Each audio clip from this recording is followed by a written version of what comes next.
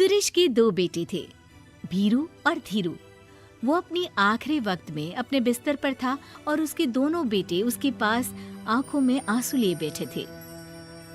पिताजी, आप चिंता मत कीजिए, मैं और धीरू है ना, हम आपको कुछ नहीं होने देंगे। हाँ पिताजी, आप बस आराम कीजिए, डॉक्टर अभी आता ही होगा। मेरे बच्चों, मेरा अंतिम समय आ गया है। तुम दोनों मेरी बात ध्यान से सुनो। मैंने वकील से कहकर अपनी जायदाद तुम दोनों में आधी आधी बांट दी है। मेरे जाने के बाद तुम दोनों मिलकर रहना, एक दूसरे के सुख दुख में साथ देना। तुम्हारी माँ की भी यही इच्छा थी। जी पिताजी, आप जैसा कहेंगे हम वैसा ही करेंगे। जी पिताजी, आप जैसा कहेंगे हम वैसा ही करेंगे। और सुरेश उन्हें छोड़कर चला जाता है। अरे धीरू भाई, मैं तुझसे कहना चाहता था कि मुझे व्यापार बढ़ाने के लिए कुछ रुपयों की जरूरत है। अब पिताजी के जाने के बाद हम दोनों ही एक दूसरे का सहारा है। पिता के जाने के कुछ दिनों के बाद दोनों भाइयों की जिंदगी धीरे धीरे सामान्य हो जाती है। दोनों भाई अब अपना अपना व्यापार संभाल लेते हैं। दोनों एक ही घर में तो रहते हैं, लेकिन अब उनके रिश्ते में पहले जैसी बात नहीं रहती। भीरू शुरू से ही लालची था, इसलिए सुरेश ने पहले ही उन दोनों में प्रॉपर्टी का हिस्सा बांटकर लड़ाई की गुंजाइश खत्म कर दी थी। लेकिन पिताजी के जाने के बाद भीरू का लालच बढ़ने लगा। हाँ भैया, आप बताइए कि मैं आपकी किस तरह से मदद कर सकता हूँ। मुझसे जो बन पड़ेगा मैं करूँगा। अच्छा तो भाई, तू ना मुझे अपनी गाय दे दे। वैसे भी तू पढ़ा लिखा मॉडर्न लड़का है, भला तू गाय का करेगा क्या? लेकिन इससे मेरी ना बहुत मदद हो जाएगी। ठीक है भैया, आखिर भाई ही तो भाई के काम आता है। आप ले लीजिए मेरी गाय और उसे बेचकर आप उन रुपयों को अपने व्यापार में लगा लेना। बस फिर क्या था, भीरू अपने लालच की वजह से आए दिन धीरू से किसी न किसी बहाने पैसे या कीमती सामान ऐंठता रहता और बेचारा सीधा सादा धीरू उसकी मदद कर दिया करता। इसी तरह 2 साल बीत जाते हैं और दोनों भाई शादी कर लेते हैं। शादी होने के साथ ही अपनी बीवी के कहने पर भीरू अपना हिस्सा अलग कर लेता है। अब दोनों भाई अलग अलग रहने लगते हैं। अरे साधना, ये देखो, मैंने आज ही एक बड़ी डील साइन की है। ये शहर का सबसे बड़ी फैक्ट्री का मालिक है। इसके साथ व्यापार करके मेरे व्यापार में दिन दुनी रात चौगुनी तरक्की होगी। लेकिन इसकी बस एक ही शर्त है, अगर इसे हर हफ्ते सामान की पेमेंट नहीं दूंगा तो मुझे इसे जुर्माने के तौर पर बहुत बड़ी रकम देनी होगी। ये तो बड़ी ही चिंता की बात लगती है जी। अरे चिंता कैसी, मैंने पहले ही हिसाब लगा लिया है। मैं इसे हर हफ्ते पेमेंट भी दूंगा और एडवांस पे ऑर्डर भी, तो फिर चिंता काहे की। पास से गुजर रहा भीरू उन दोनों की सारी बातें सुन लेता है और फिर, अरे राधा, सुनती हो? उस धीरू ने आज एक बहुत बड़ी डील साइन की है। ये सुनकर ना मुझे बहुत बुरा लग रहा है। भीरू उसे सारी बात बताता है। तो ऐसे हाथ पे हाथ रख के गुस्सा करने से क्या होने वाला है? आप तो उस डील की कमजोर कड़ी जानते ही हैं, तो मारिए हथौड़ा। अगले दिन धीरू के घर में चोरी होती है और उसमें उसके वो रुपए भी चले जाते हैं जो धीरू डील के मुताबिक क्लाइंट को देने वाला था। फिर शर्त के हिसाब से धीरू को जुर्माने की रकम देने के लिए अपना घर गिरवी रखना पड़ता है और उसका व्यापार भी बंद हो जाता है। सुनिए जी, आप दिल छोटा मत कीजिए।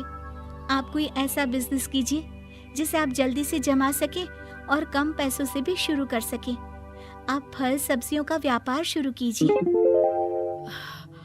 तुम ठीक कहती हो, मैं कल से ही मंडी जाकर सब जानकारी लेकर आता हूँ। उधर भीरू और राधा धीरू की बर्बादी की खुशियां मनाने में लग जाते हैं और इधर धीरू खूब मेहनत करके फिर से अपनी आर्थिक हालात पटरी पर ले आता है।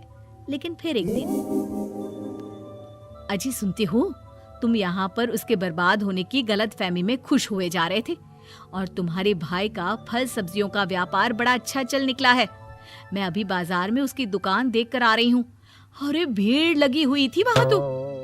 तो फिर जल्दी से अपने खुराफाती दिमाग से कोई आइडिया निकालो इस मुसीबत का। आइडिया तो बहुत अच्छा है मेरे दिमाग में। अपने भाई से कह के इसके गोदाम में चूहे डलवा दूंगी, फिर देखना नजारा।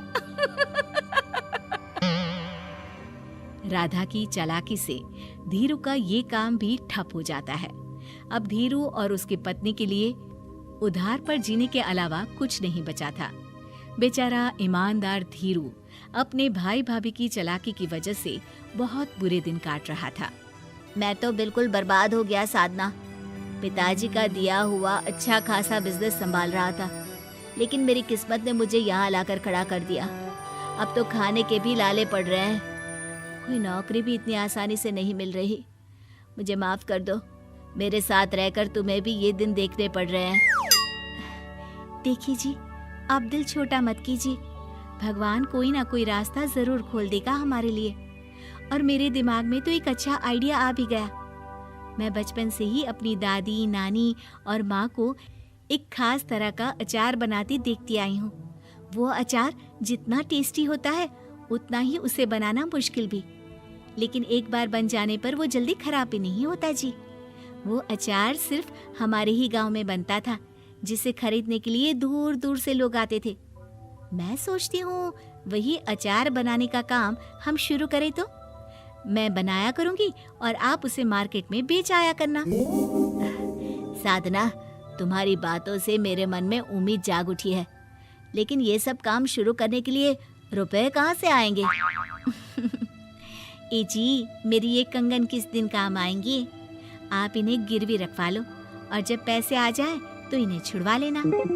साधना बाजार जाकर अचार बनाने का सामान लेकर आती है।